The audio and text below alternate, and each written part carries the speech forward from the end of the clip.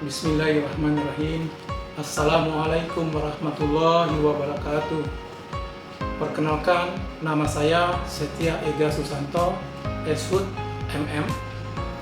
Saya sebagai salah satu dosen program studi Perdagangan Internasional, Fakultas Bisnis dan Keuangan, Institut Bisnis dan Keuangan Nitro.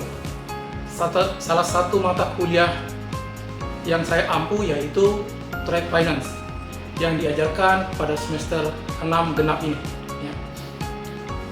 Deskripsi mata kuliah yaitu mata kuliah Trade Finance adalah mata kuliah yang membahas salah satunya adalah Letter of Credit, adalah metode pembayaran yang membantu seorang pengekspor untuk memperoleh pembayaran tanpa harus menunggu lebih lama dari barang yang telah dikirimnya. Mata kuliah ini menjelaskan secara komprehensif tentang bagaimana memahami, menginterpretasikan perdagangan internasional. Letter of Credit ini adalah metode yang dimanfaatkan juga oleh importir yang membawa barang dari luar negeri ke negaranya. Perdagangan internasional ini resikonya lebih besar dibandingkan perdagangan domestik. Kenapa? Karena ada 3 hal yang membayanginya, yaitu pertama, perdagangan ini adalah lintas antar negara. Yang kedua, hukum yang berlaku di masing-masing negara tentunya berbeda dengan di negara lain. Yang ketiga adalah, yang tidak kalah pentingnya adalah hubungan antara si pengekspor dan pengimpor adalah hubungan yang tidak saling mengenal. Jadi interpersonal itu sangat terbatas, sehingga untuk mengamankan transaksi perdagangan internasional ini, letter of credit adalah metode yang tepat untuk dipilih. Terlebih lagi, letter of credit ini adalah produk dari layanan perbankan yang dikeluarkan oleh perbankan. Mata kuliah ini diawali tentang pemahaman perdagangan lintas negara atau internasional. Setelah itu dilanjutkan pemahaman perdagangan internasional yang meliputi fungsi LC, perlindungan dan manfaat LC, syarat-syarat LC, pihak yang terlibat langsung di dalam LC maupun pihak-pihak yang tidak terlibat langsung di dalam LC itu sendiri. Kemudian ada jenis-jenis LC yang digunakan, yang dipraktekkan. Kemudian ada kelebihan dan kekurangan LC. Yang terakhir adalah cara pembayaran menggunakan LC. Di akhir mata kuliah ini adalah cara memahami melakukan perdagangan lintas negara yang aman dan terhindar dari was-was akan transaksi yang dijalankan. Capaian pembelajaran mata kuliah ini yaitu mahasiswa mampu memahami dan melakukan analisa serta pemecahan masalah bisnis menggunakan metode ilmiah dan prinsip-prinsip trade financial. Untuk detail dari capaian pembelajaran ini yaitu mampu memahami pembiayaan perdagangan internasional secara umum. Yang kedua, mampu menguasai analisis metode perdagangan internasional. Yang ketiga, mampu menganalisis dan menginterpretasi transaksi perdagangan internasional dan studi kasus yang ada. Sistem pembelajaran yang digunakan dalam mata kuliah ini adalah dengan metode tatap muka yang dilakukan di dalam kelas. Adapun materi yang di-share pada LMS di tiap sebelum pertemuan diadakan. Jadi mahasiswa dapat mengambil bahan pelajaran di LMS sebelum tatap muka pembelajaran di kelas. Sedangkan tugas dalam mata kuliah ini diberikan di tiap akhir sesi beberapa pertemuan dengan mereviewnya di pertemuan selanjutnya. Khusus pada pertemuan ke-15 atau pertemuan akhir, diharapkan mahasiswa menganalisis tentang studi kasus strategi pembiayaan perdagangan internasional. Untuk detail perkuliahan berturut-turut dari pertemuan pembelajaran 1 sampai 16 adalah dimulai dengan pertama, peran bank dalam perdagangan klien. Yang kedua, pembelajaran kedua yaitu dokumen-dokumen yang dibutuhkan dalam transaksi perdagangan internasional. Di pembelajaran ketiga yaitu dibahas tentang resiko dan mitigasi dalam transaksi perdagangan internasional.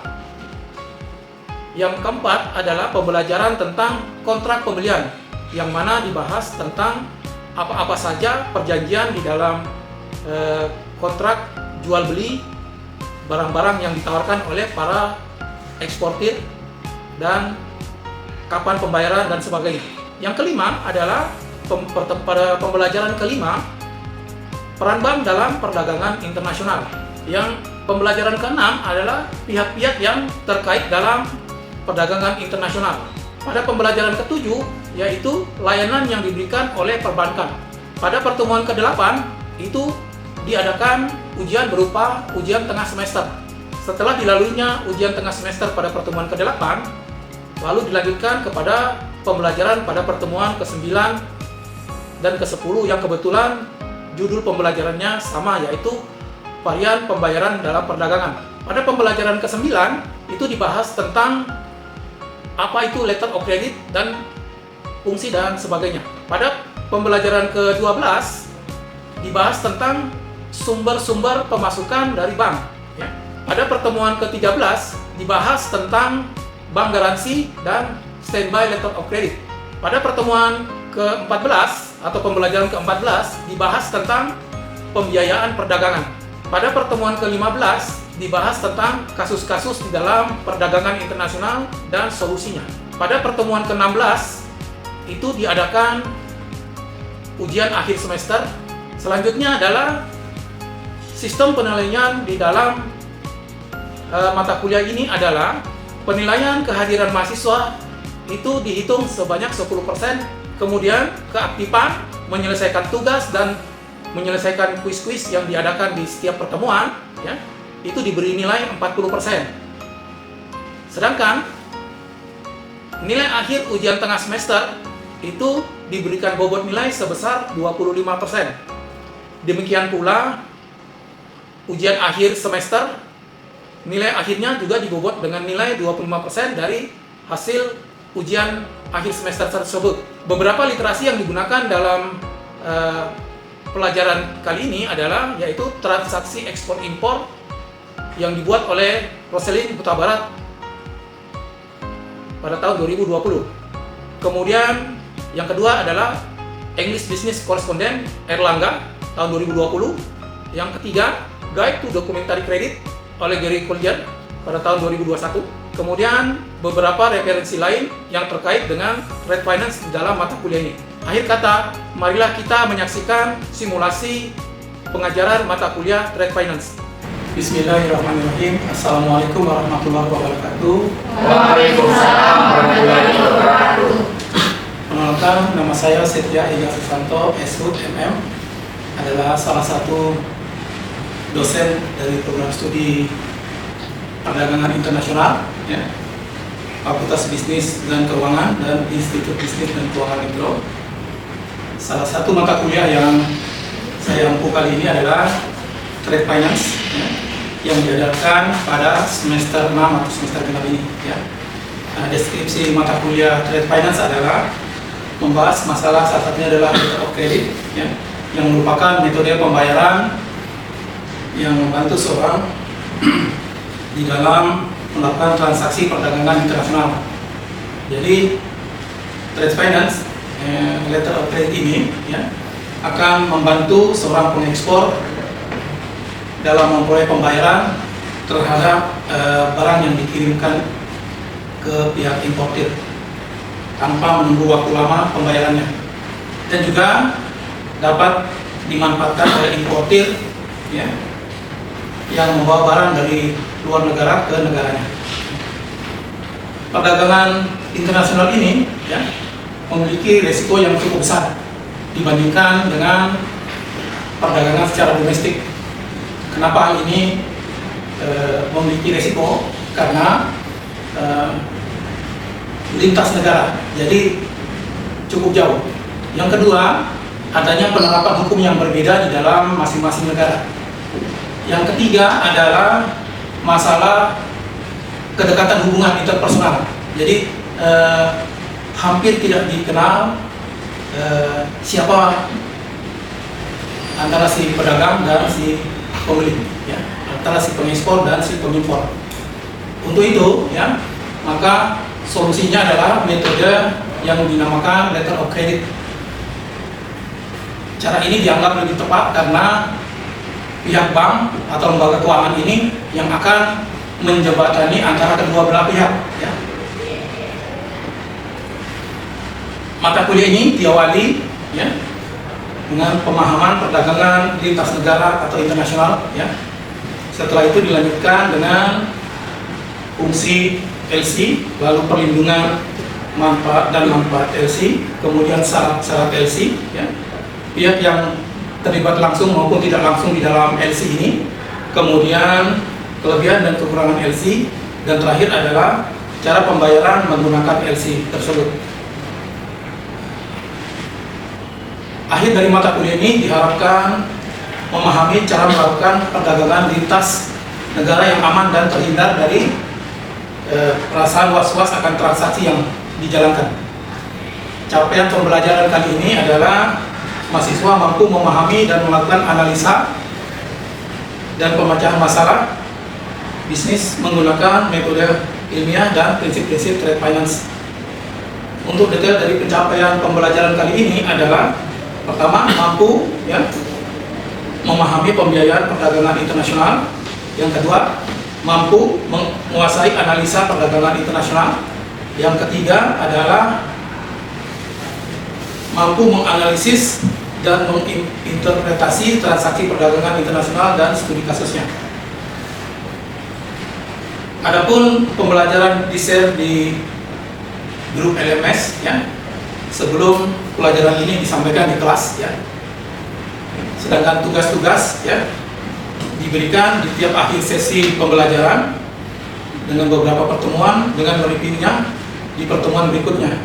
Khususnya pada chapter 15 nanti akan dibahas tentang studi kasus strategi pembiayaan perdagangan internasional itu sendiri. Jadi mari kita bahas langsung ke topiknya. Tentunya dengan penilaiannya adalah kehadiran adalah sebanyak 10% dinilai ya, dari kehadiran adik-adik mahasiswa sekalian. Kemudian untuk tugas, kuis, dan keaktifan itu dinilai sebanyak 40% ya.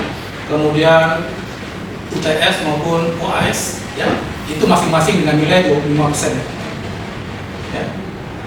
Kemudian literasi yang digunakan adalah transaksi ekspor impor yang dibuat oleh Lulusan Huta Barat. Kemudian yang kedua adalah English Business Correspondent oleh Erlangga. Lalu yang ketiga, Guide to Documentary Credit oleh Gary Collier, dan beberapa literatur tambahan. Akhirnya mari kita mulai pembahasan tentang letter of credit. Letter of credit adalah metode pembayaran dalam transaksi perdagangan internasional sebagai bentuk jaminan pembayaran kepada eksportir dari importir. Ya. Jadi melalui LC atau surat kredit ini, eksportir dapat langsung menerima pembayaran importir, dan importir memperoleh kepastian akan pengiriman barangnya. Si pihak pengekspor tidak harus menunggu sampai ada kabar bahwa produk yang dikirimkannya sudah tiba, ya. Karena jika ditunggu, waktunya malah lebih panjang. Sedangkan dananya dari pihak eksportir itu akan diputar lagi untuk memproduksi suatu barang. Tentunya ini akan menghambat kegiatan cash flow-nya.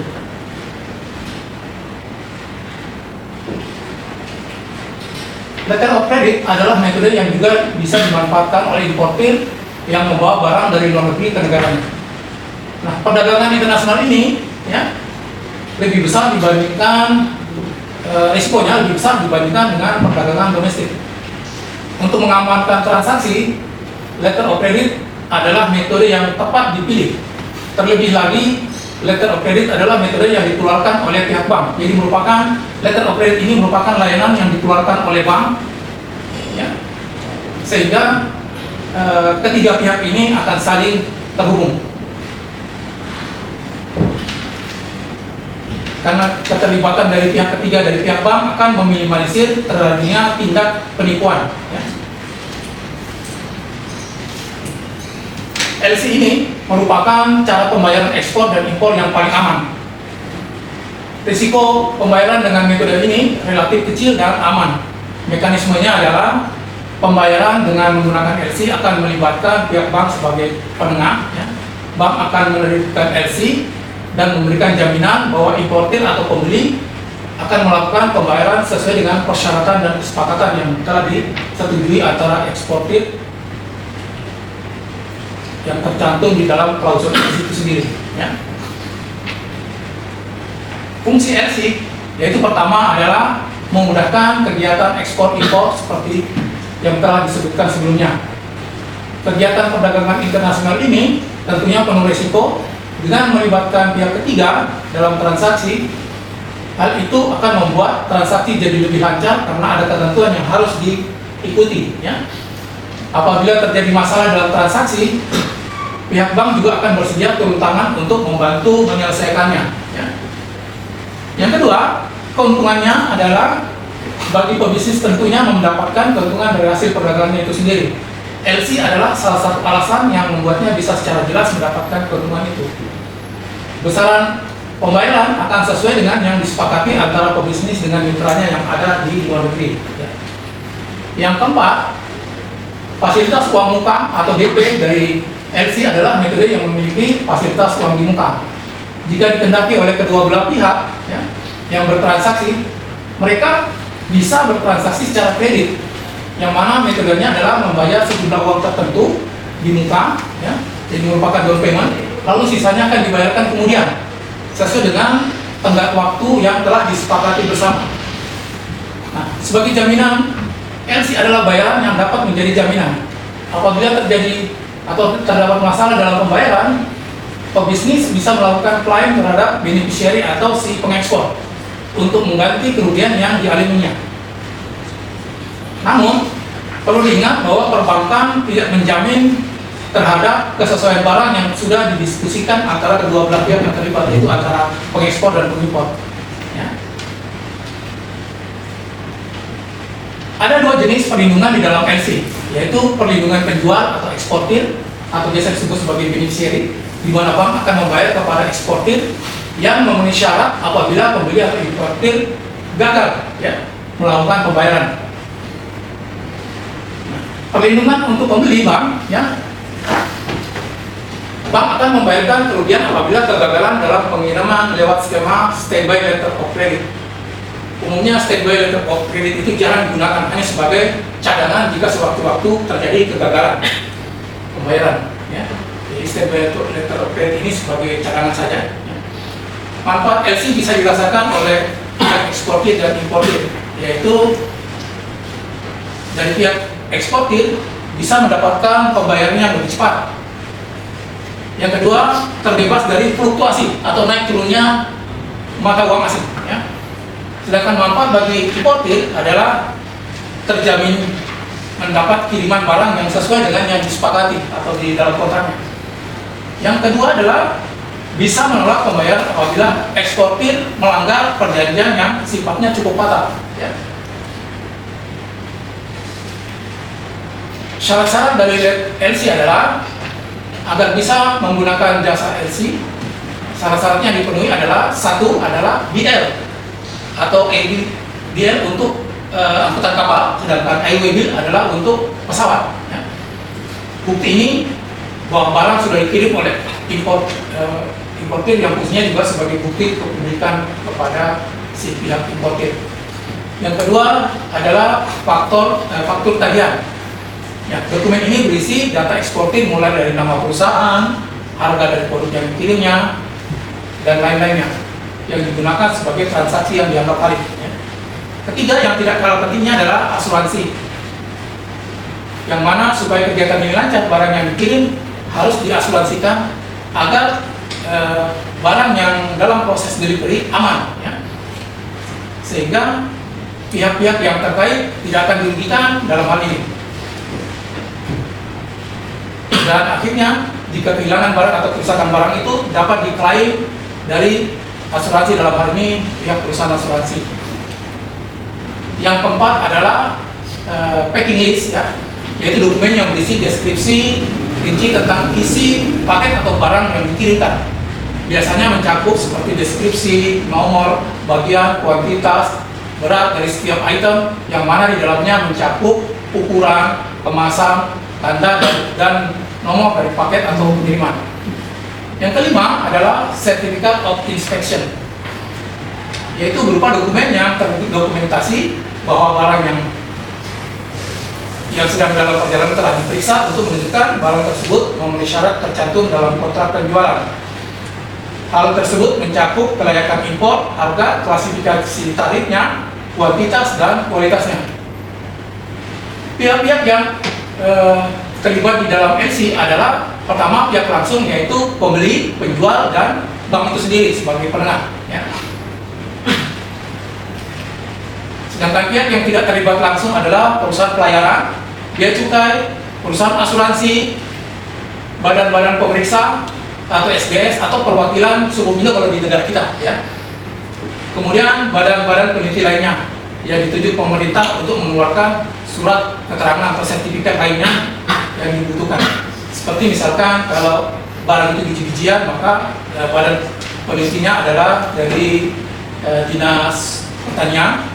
Kalau itu produk-produk hewani, itu adalah Dinas Peternakan dan sebagainya, ya, seperti itu. Cara pembayaran menggunakan LC, yaitu pihak pembeli atau importir dalam hal ini mengajukan permintaan kepada bank devisa, ya. Tidak semua bank bisa menerbitkan LC, ya. Harus diingat bahwa hanya bank devisa saja yang diperkenankan membuka LC untuk atas nama eksportir. Nah, yang dalam hal ini importir bertindak sebagai opener atau si pembuka LC. Nah, ketika importir sudah memenuhi syarat berlaku untuk melakukan impor, ya, bank akan meneliti kredibilitasnya, ya, kelayakannya dan sebagainya semua. Dan biasanya opener ini adalah nasabah bank tersebut dari bank devisa, ya. Dan bank melakukan kontrak valuta, ya, dengan misalnya mata uang tertentu dengan nilainya berapa per satuan rupiah misalnya. Misalkan dolar dalam rupiah berapa kontrak valutanya dengan importir, dan melaksanakan pembukaan LC atas nama importir. Bank bertindak sebagai opening atau issuing bank, dan pembukaan ini dilakukan melalui salah satu koresponden bank di luar negeri. Dalam hal ini adalah bank tempat di mana eksportir berada. Koresponden bank yang bertindak sebagai perantara keduanya disebut sebagai issuing bank atau notifying bank, yang kemudian memberitahukan eksportir mengenai pembukaan LC tersebut. Selanjutnya eksportir menerima LC yang disebut beneficiary. Eksportir menyerahkan barang ke carrier atau perusahaan pengiriman, dan sebagai gantinya akan diterbitkannya bill of lading, ya, untuk diserahkan kepada pihak eksportir, dan pihak eksportir menyerahkan ke bank untuk menerima pembayarannya, ya. Eksportir menyerahkan bill of lading kepada bank untuk mendapatkan pembayaran, ya. Kemudian pihak paying bank kemudian menyerahkan sejumlah uang setelah mendapatkan bill tersebut dari eksportir, yang mana dokumen ini kemudian diberikan atau diteruskan ke bank importir, ya, pada issuing bank-nya, ya. Kemudian importir menyerahkan BL kepada carrier untuk ditukarkan dengan barang yang dikirimkan dari eksportir setelah melunasi pembayaran atas barang-barang yang daftar barang dari BL tersebut, ya. Berikut pajak-pajaknya pada instansi terkait. Itulah tadi materi yang telah saya berikan, ya. Ada adik-adik mahasiswa, ada yang ingin bertanya? Ya, silakan. Assalamualaikum warahmatullahi wabarakatuh. Waalaikumsalam warahmatullahi wabarakatuh. Sebelumnya perkenalkan nama saya Muhammad Yusri Panardiansyah Samsudin dari Istanbul 22579 Nah, pertanyaan saya itu Pak sekitar yang terkait dengan letter of credit. Pertanyaannya, apa yang menyebabkan terjadinya kesulitan dalam kerjasama perdagangan internasional yang menggunakan letter of credit? Baik, pertanyaan yang bagus, ya. Kesulitan yang dihadapi dalam melakukan transaksi letter of credit yaitu pertama, adanya krisis di suatu negara atau kekacauan, ya, sehingga menyebabkan keterlambatan pengiriman dokumen, kemudian adanya perubahan-perubahan atau diskrepensi yang lambat diselesaikan. Itulah salah satu alasan mengapa LC seperti pertanyaan adik mahasiswa. Ya. Yang kedua, ya. Terima kasih. Sebelumnya Assalamualaikum warahmatullahi wabarakatuh. Waalaikumsalam warahmatullahi wabarakatuh. Perkenalkan, nama saya Yusita Pridirani dengan NIM 2257904. Baik Pak, pertanyaan saya, bagaimana jika barang yang dikirim itu tidak sesuai dengan perjanjian yang ada di dalam letter of credit? Baik, terima kasih pertanyaannya. Sesuai dengan fungsi dari LC adalah merupakan jaminan dari transaksi perdagangan tersebut, yang mana jika terdapat ketidaksesuaian maka bank berhak menolak pembayaran kepada pihak eksportir sampai pihak eksportir menyelesaikan permasalahan yang terjadi. Demikianlah jawaban dari saya. Ya. Yang ketiga, ada. Baik, terima kasih atas kesempatan yang telah diberikan. Perkenalkan, nama saya Rana Baharani dengan nomor Standbook 22579/011. Jadi pertanyaan saya itu, mengapa letter of credit ini merupakan metode yang paling populer digunakan dalam transaksi bisnis internasional? Baik, terima kasih atas pertanyaannya. Seperti kita ketahui, ya, LC ya, itu menjembatani antara pihak eksportir dan importir. Tentunya permasalahan di dalam perdagangan internasional itu ada 3 hal, yaitu lokasinya yang berjauhan, ya, dan yang kedua adalah penerapan hukum perdagangan yang penerapannya berbeda antara satu negara dengan negara lainnya, tentunya akan menjadi hambatan di dalam perdagangan itu sendiri. Yang ketiga, adanya hubungan interpersonal antara pihak eksportir dan importir yang lebih banyak tidak saling mengenal, ya, sehingga dibutuhkan pihak ketiga dalam hal ini perbankan, ya, untuk menengahi masalah-masalah tersebut, ya. Apalagi LC itu sendiri merupakan produk layanan dari bank yang diterbitkan oleh bank untuk menyelesaikan perdagangan internasional. Ya, baik, terima kasih atas pertanyaannya. Kita akhiri kuliah ini, dan untuk masalah